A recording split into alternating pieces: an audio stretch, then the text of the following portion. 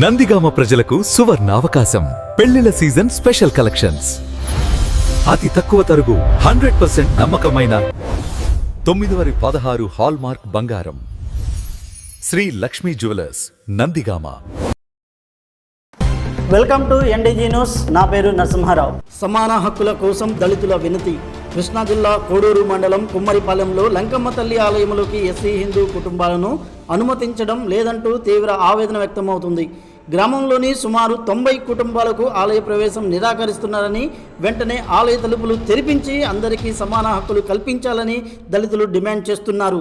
ఈ వివక్షపై కృష్ణా జిల్లా కలెక్టర్కు వినతిపత్రం అందజేసిన బాధితులు ఘటనపై తక్షణమే విచారణ జరిపి తమకు పోలీసుల రక్షణ కల్పించాలని కోరుతున్నారు. అక్కడ ఉన్న అగ్రవర్ణాల వాళ్ళు అన్నప్పుడు సరే సిఐ గారు సర్ది చెప్పారు వాళ్ళని, అలాగది వెళ్ళనియాలని చెప్పి. సరే అది అయిపోయింది. మళ్ళీ ఇప్పుడు కలెక్టర్ గారికి కంప్లైంట్ పెట్టడానికి వచ్చాం. మాకు గుడి ప్రవేశం కావాలి. ఆ గుడి ఏరియాలో మాకు కూడా హక్కు కల్పించాలి ఆ గుడికి, ఎందుకంటే మా దళిత వాళ్ళ ఉంది కాబట్టి. అదండి, ఇంకా అదే కోరుకుంటున్నాను. వైద్య సేవలపై పేర్ని నాని సంచలన వ్యాఖ్యలు. రాష్ట్రంలో వైద్య సేవలు పూర్తిగా బేరసారాలతోనే జరుగుతున్నాయంటూ మాజీ మంత్రి పేర్ని నాని విజయవాడలో సంచలన వ్యాఖ్యలు చేశారు. పేద ప్రజలు వైద్య సహాయం పొందాలంటే అధికార పార్టీ ఎమ్మెల్యేల కార్యాలయాల చుట్టూ పడిగాపులు కాయాల్సిన దుస్థితి ఏర్పడిందని ఆయన ఆరోపించారు. ప్రభుత్వం ఎల్ఓసి జారీ చేసినప్పటికీ కార్పొరేట్ ఆసుపత్రులు రోగుల నుంచి అదనంగా నగదు వసూలు చేస్తున్నాయని, గత 5 ఏళ్ల జగన్ పాలన కంటే చంద్రబాబు ఈ 2 ఏళ్లలోనే అప్పుల్లో రికార్డు సృష్టించారని మండిపడ్డారు. ఆంధ్రప్రదేశ్ రాష్ట్రంలో బాధలు పడే పరిస్థితి ఎవరో అక్కర్లేదు. మనం ఈ ప్రభుత్వం బాగుందా బాగోలేదా అనేది ఎవరినో అడగక్కర్లా. 2 సంవత్సరాలు 4వ తారీఖుతో పూర్తయి 5వ తారీఖు నుంచి 3వ ఏళ్ళకి అడుగు పెడతాంటే నారా చంద్రబాబు నాయుడు గారు ఈ రోజు దాకా 2 ఏళ్ల పండగ కూడా చేసుకోలేనటువంటి పరిస్థితి, ఆలోచన కూడా లేనటువంటి పరిస్థితి. ఎందుకని? వాళ్ళ అంతరాత్మకు వాళ్ళకి తెలుసు. నారా చంద్రబాబు నాయుడు గారి అంతరాత్మకి ఈ రాష్ట్రాన్ని సర్వనాశనం చేశాను.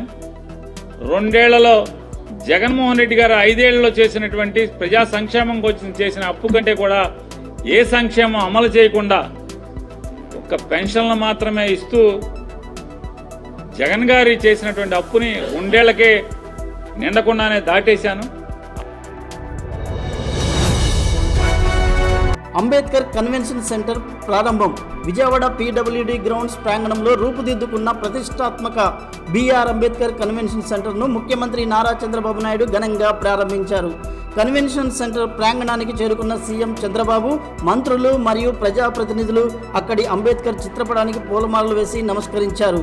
అనంతరం అధికారికంగా శిలాఫలకాన్ని ఆవిష్కరించి సాధారణం మాదిరిగానే ఈ అధునాతన కన్వెన్షన్ సెంటర్ను సీఎం ప్రజలకు అందుబాటులోకి తెచ్చారు.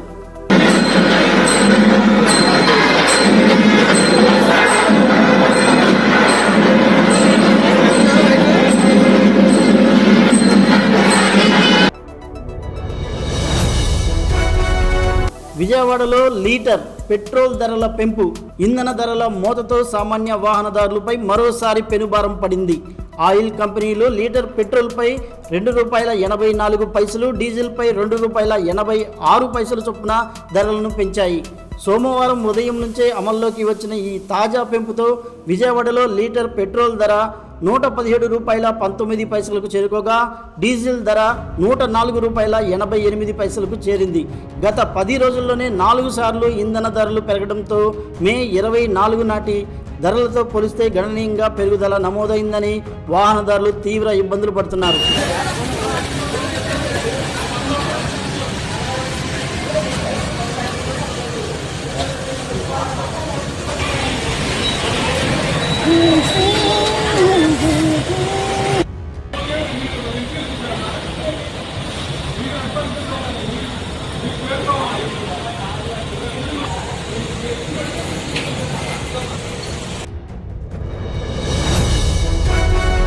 కృష్ణా జిల్లాలో వడదెబ్బకు వ్యక్తి బలి.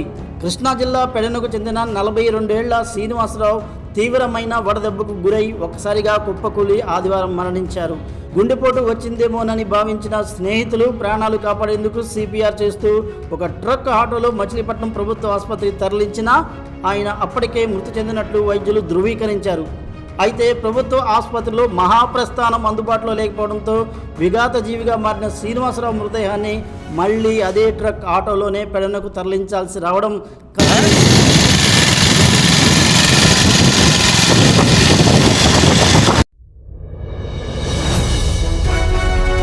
మైలవరంలో ఈదురుగాలుల బీభత్సం. మైలవరంలో ఆదివారం సాయంత్రం ఈదురుగాలులతో కూడిన భారీ వర్షం బీభత్సం సృష్టించడంతో రోడ్లపై భారీ చెట్లు విరిగిపడి వాహనదారులు తీవ్ర ఇబ్బందులు పడ్డారు. ఈ అకాల వర్షం కారణంగా తోటల్లో చేతికొచ్చిన మామిడి కాయలన్నీ నేలరాలడంతో పంటను నమ్ముకున్న రైతులు తీవ్ర ఆవేదన వ్యక్తం చేస్తున్నారు. మార్కెట్లో ఇప్పటికే సరైన ధర లేక నష్టపోయామని, ఇప్పుడు వర్షం తమను మరింత దెబ్బతీసిందని నేలరాలిన కాయలను ప్రభుత్వమే కొనుగోలు చేసి ఆదుకోవాలని రైతులు డిమాండ్ చేస్తున్నారు.